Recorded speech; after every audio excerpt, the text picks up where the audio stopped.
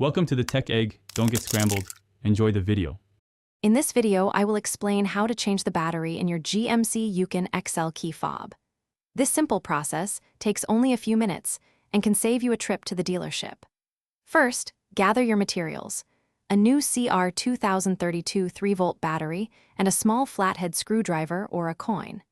Having a clean, well-lit area will make the process much easier and help prevent any accidental scratches to your key fob. To begin, locate the small button on the side of your key fob. Press this button and carefully slide out the emergency key. Next, look for a small notch, often found near where the key ring attaches. Insert your flathead screwdriver or coin into this notch.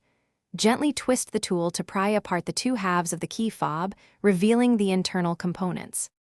With the key fob open, you will see the round battery. Before removing it, carefully note which way the positive side is facing.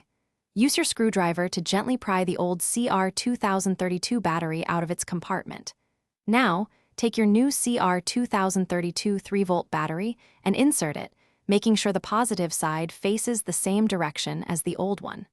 Press it down firmly until it clicks into place. Now, it's time to reassemble your key fob.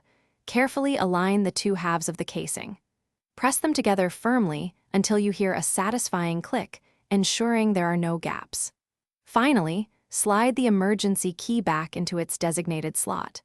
Take a moment to test all the functions of your key fob with your GMC Yukon XL to confirm everything is working correctly.